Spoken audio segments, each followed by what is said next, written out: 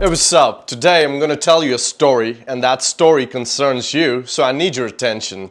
But it's a good time to highlight how humanity considers stories and how we as humans always learn through stories. So when we think of humanity, we see a history of the world, how this world came out to be, and there's different versions of that. There's spiritual versions and there's scientific versions, but basically we all do have a theory of how the world came to be, how all the living species came to be, how eventually humans got formed, and what we've done from the time beginning, the history that we can track. This kind of gives us an idea of how humans have behaved in the past and kind of puts us on a platform where we can understand how we're behaving in the present and why we behave, why we do what we do right now, and possibly gives us an idea of how we should behave so that we have a better future.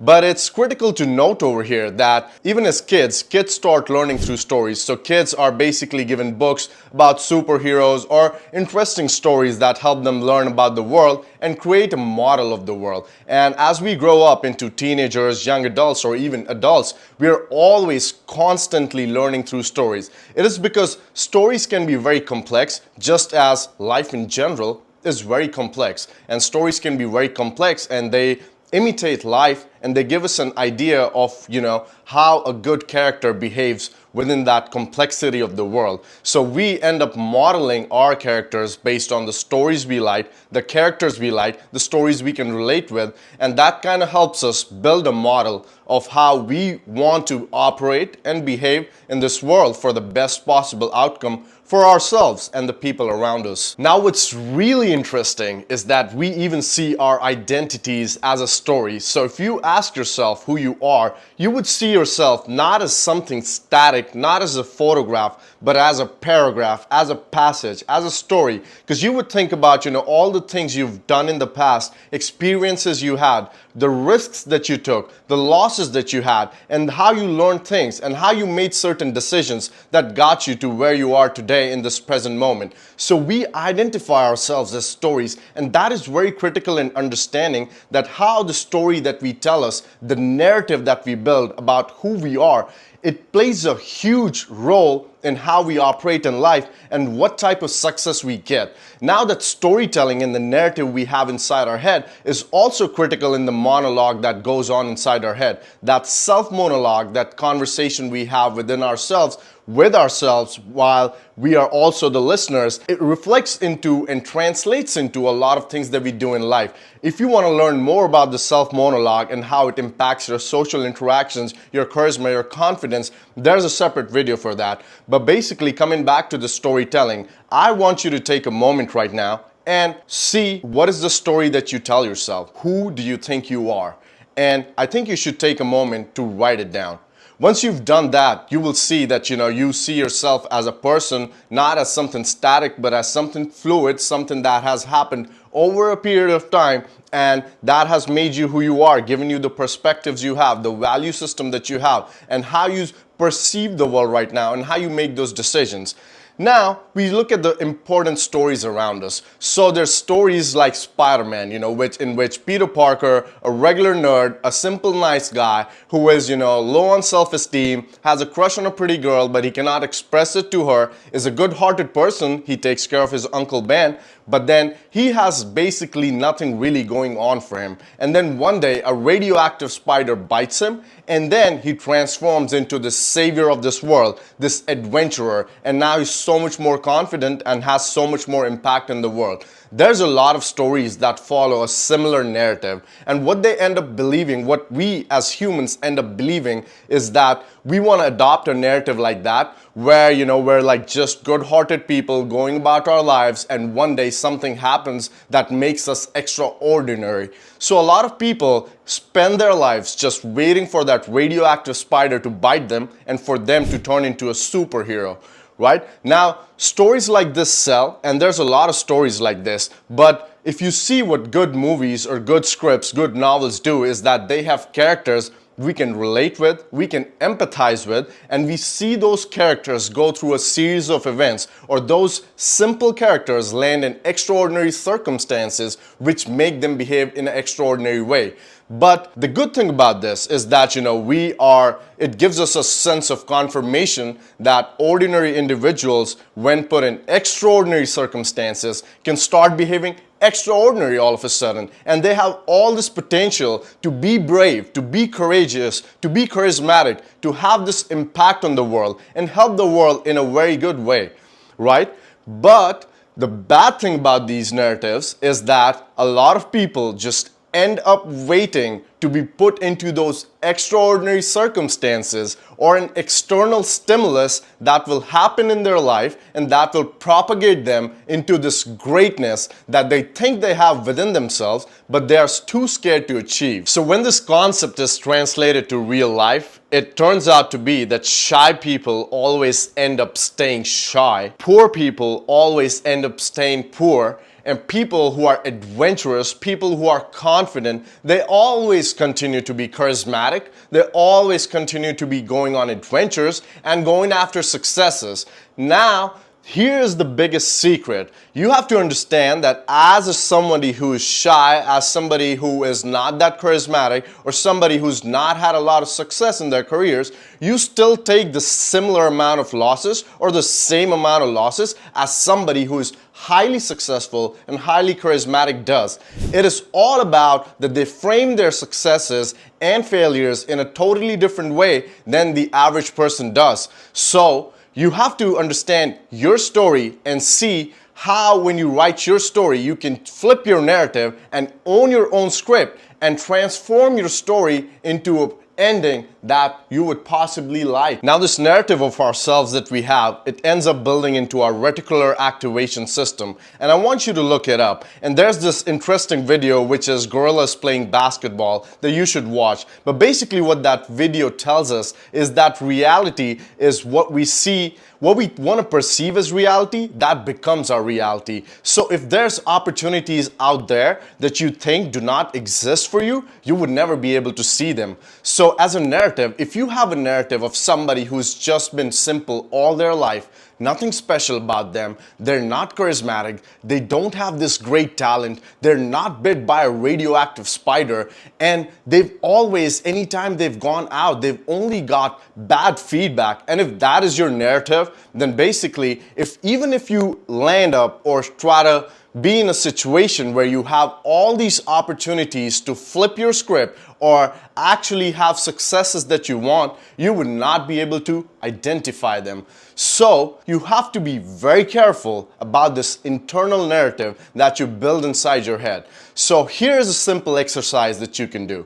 Write down the narrative of your life, of your history, the story that is basically you. And what I want you to do in that narrative is any losses or any situations where you've not been successful, I want you to frame them as a way of learning experiences and, put down things that you learned from those experiences. Highlight the experiences where you were actually successful, where you did take chances, and all those things and what they define about your personality. Anytime you took a chance, anytime you helped somebody out, anytime you went for something that you dreamed of and you were actually successful in that, things that you've done great in your life, highlight them in telling yourself about the great things that kind of defines about your character. And anywhere where you've not done so great according to you, I want you to write down all the learnings that you took from them. So here basically is simply how it works. Say if there's somebody who is adventurous, spontaneous, takes a little bit of risks, now when problems come in their life, what they end up doing is that they justify these problems just because they've been in ambiguous situations so many times and come out of them correctly that their brain essentially tells them that they would be able to solve these problems. And if your inner script is something like that you're this amazing warrior in any issues that come in your life, or these dragons or these challenges that are going to bring out your potential, and you're going to be actually amazingly fight them, battle them, and that is the challenges that come in your life actually add to the thrill of your life. You would be somebody who is not very concerned when life throws shit at you, when people throw shit at you, when people try to roast you, or you get into situations and circumstances that are tough, only because you know how to frame your problems in a very positive way, and you've done that throughout your life. So you know that any problem that ever arose in your life, you were able to man up or be the bigger person, be courageous, and actually battle with it. And once you have that frame, you end up realizing that any problem that comes, it essentially makes you stronger, tougher, and sharper. Now, this is not saying that you just continue to ask for problems in your life, but anytime there's a problem, it should be a moment of thrill, it should be a moment of learning, and it should be a moment of exploring a side of yourself you've never seen. Whereas if someone has this narrative where they think that this whole world is conspiring against them and putting them down, and the whole world is just unfair to them, and life is unfair, their friends are not friends, the co-workers are unfair, the corporate leaders are bad, and everything is systematically a game of how to make sure that they don't reach their full potential.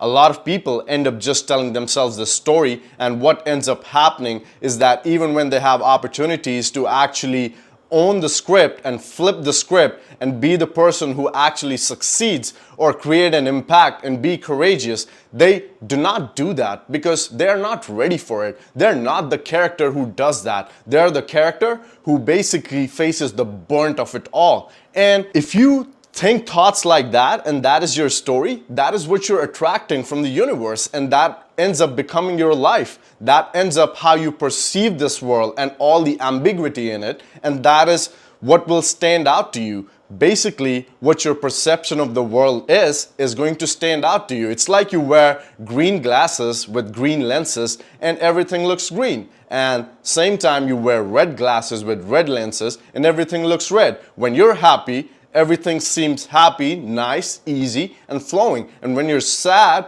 even the compliment seems like an insult or a tease. So you have to be very careful with the narrative that you've been feeding yourself and find out how you can actually flip that narrative around. And you do that by understanding your narrative. So if someone has never taken chances in their life, they end up not having bigger dreams or bigger goals or not even believing that they can achieve something that's big. Whereas someone who's been adventurous and spontaneous, since they know they've done things which were kind of, not meant for them, and they've been able to be in places, be in situations, be with people, or do things with their careers that they never thought they would do easily, and they gain that puts them in a position in their life where they can think that, okay, I think anything is possible, anything is achievable, and it kind of really is true. What you think is possible for you is actually possible for you in your life. But if you end up believing that no, since you're somebody who's never performed good under pressure and this whole world has not supported you in bringing out your talents, your potential, or doing the right thing by yourself, you would never be able to dream big. And even when you watch a video like this, it would impact you for the next 5 to 10 minutes, but then you would come back to your base level thinking, which is how this world is a conspiracy against you and how there's really no chances for you and how all your excuses are so valid. So kind of summing it up, you have to see your mistakes as adventures that you went on, moments that you were spontaneous. You have to see the not so successful moments as things that you learned something from that added value to your life. And you have to see things that you were successful at and things that you went after at as you being courageous and adventurous and having that impact on the world. Now, when you start reframing your problems as something that are basically thrilling and making you stronger, and you're somebody who is on this constant adventure of life, somebody who can be courageous when is asked to, somebody who can be charismatic and behave according to the situation, you kind of end up fixing up your story. But there's a lot of work to do, and you need to do that constantly monitor your own narrative that you tell yourself and fixing your own story. And once you've reframed your past, your present gets reframed. You do have to take massive action in the present, and you have to reframe your past for a better future.